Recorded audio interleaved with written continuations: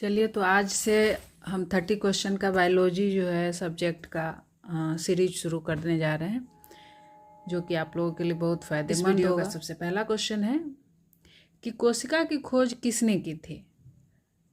ए में है Schleiden, swan, Robert Hooke, Robert brown. तो इसका सही आंसर क्या हो जाएगा?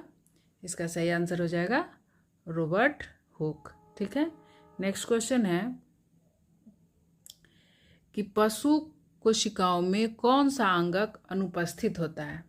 पशु कोशिकाओं में कौन सा अंगक अनुपस्थित होता है? तो क्या पशु कोशिकाओं में माइटोकॉन्ड्रिया होता है, क्लोरोप्लास्ट होता है, राइबोसोम होता है या लाइसोसोम? कौन सा अनुपस्थित होता है? अनुपस्थित मतलब जो नहीं होता है।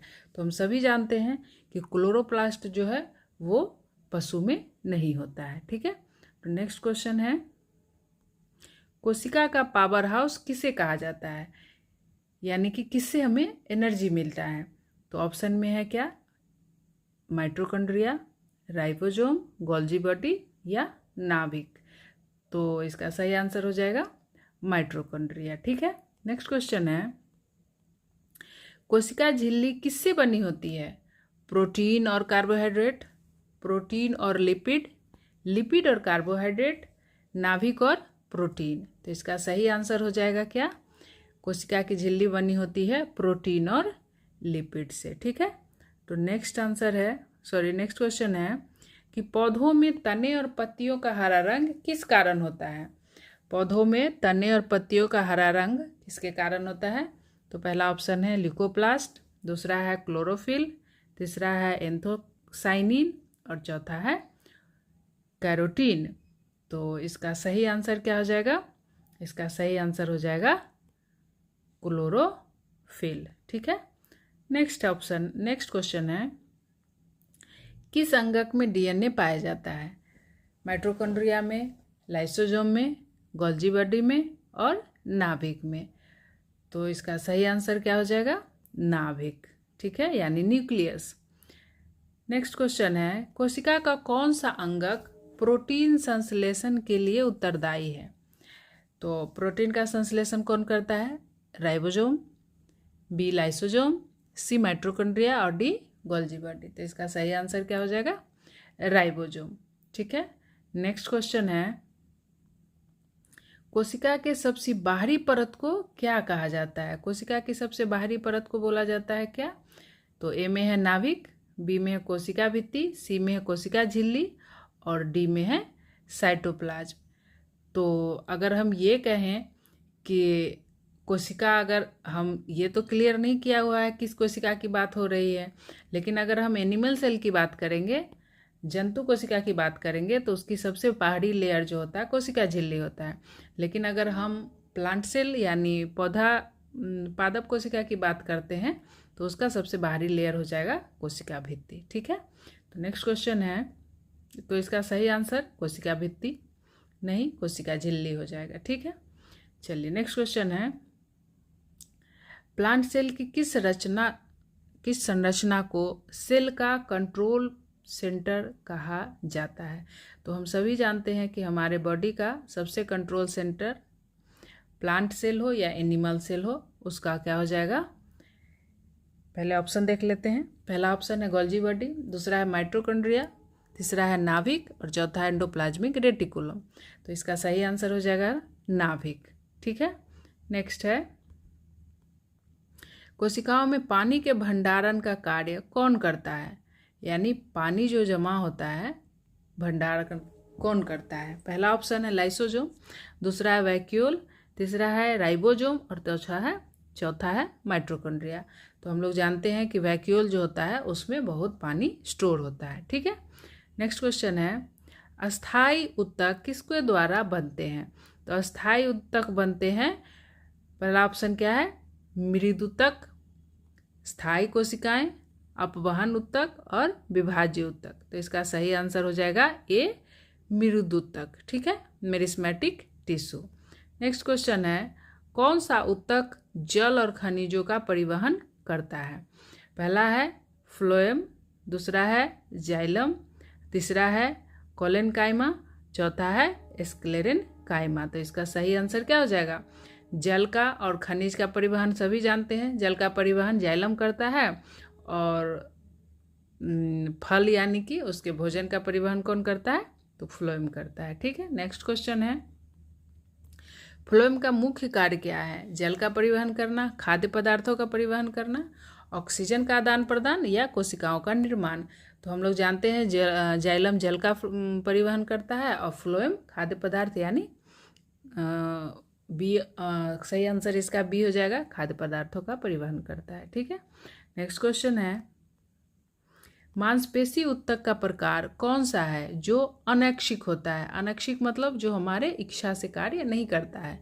ऐक्षिक वो मांसपेशी होता है जो हमारे इच्छा से कार्य करता है। जैसे हम हाथ को बेंड करते हैं, हम हाथ से कुछ पकड़ते हैं तो क्या करते हैं, हम अपनी इच्छा से कर रहे हैं।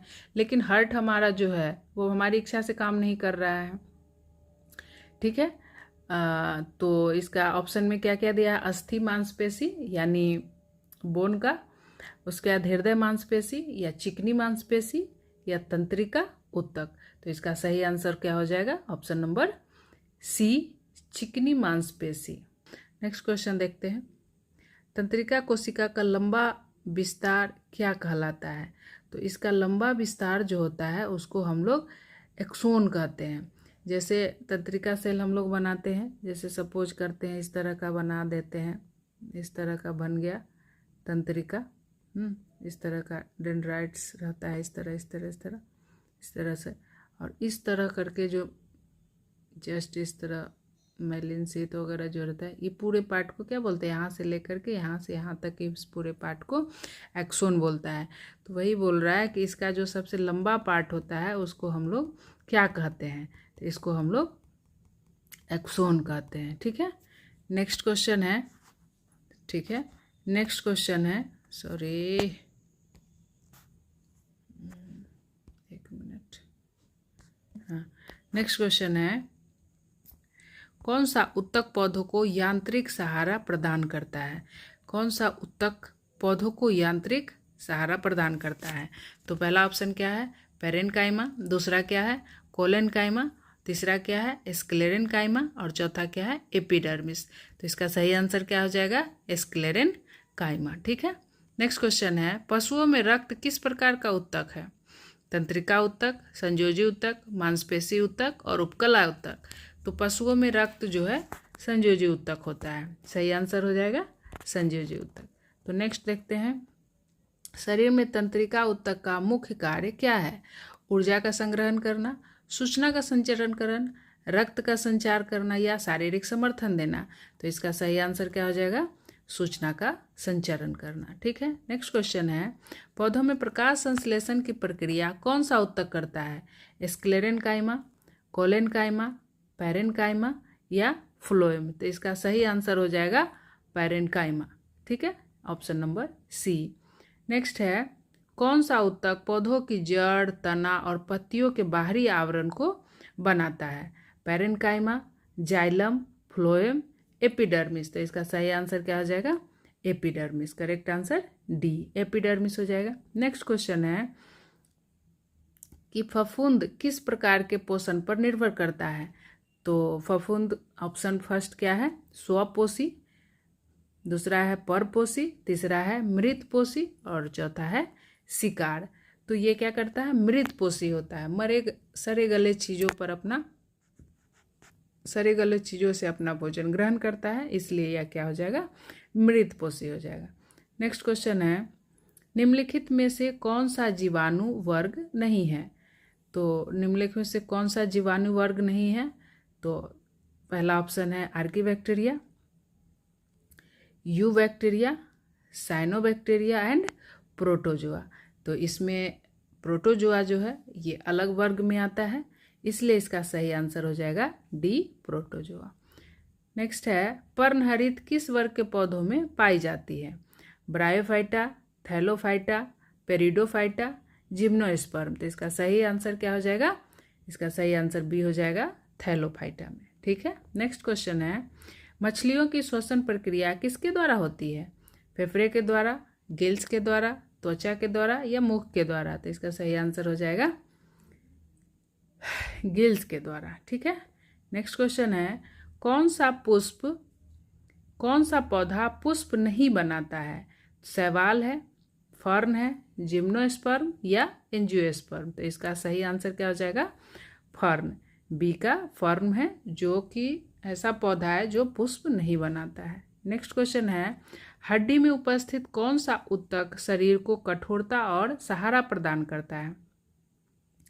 स्क्लेरेनकाइमा, बी कार्टिलेज, सी अस्थि ऊतक और डी रक्त। तो इसका सही आंसर सी हो जाएगा, अस्थि ऊतक। ठीक है। नेक्स्ट क्वेश्चन है, किस समूह के पौधों में बीज नग्न अवस्था में होता है? तो ऑप्शन ए में क्या है? ब्रायोफाइटा, बी में है जिम्नोस्पर्म और सी में है एंजियोस्पर्म और डी में है टेरिडोफाइटा। तो इसका सही आंसर हो जाएगा जिम्नोस्पर्म। ठीक है।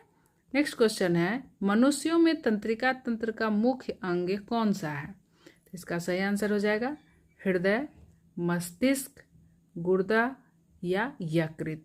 तो तंत्रिका तंत्र का मुख्य अंग हो जाएगा मस्तिष्क। सही है। नेक्स्ट क्वेश्चन है, किसका उपयोग पर्यावरणीय प्रदूषण के संकेतक के रूप में किया जाता है? कवक, बी लाइकेन, सी ब्रायोफाइट और सी अलगी। तो इसका सही आंसर हो जाएगा बी लाइकेन। लाइकेन जो है पर्यावरण प्रदूषक भी है, यानी कि जहाँ पे लाइकेन नहीं पाया जाता है ऐसा माना जाता है वहाँ पर्यावरण बहुत ज़्यादा है, और जहाँ पे लाइकेन पाया जाता है ऐसा माना जाता है वहाँ पर्यावरण प्रदूषण कम है। नेक्स्ट क्वेश्चन है, और ये लास्ट क्वेश्चन है, कौन सा जीव एक उभयचर है? उभयचर मतलब जो स्थल में भी रहता हो और पानी में भी रहता हो, ऐसे जीव को हम उभयचर कहते हैं। तो पहला क्या हो जाएगा? मछली, दूसरा है सांप, तीसरा है मेंढक और लास्ट है छिपकली। तो हम लोग जानते हैं कि मेंढक जो है वो पानी में भी रहता है और स्थल पे भी रहता है। तो ये मेंढक एक उभयचर प्राणी है, यानी आंसर क्या हो जाएगा इसका? सी मेंढक। तो ये हमारे वीडियो का सबसे लास्ट क्वेश्चन था। तो इस सीरीज का ये पहला वीडियो है। इसी तरह से हम नेक्स्ट सीरीज लाएंगे 30 क्वेश्चन का। तब तक के लिए बाय बाय।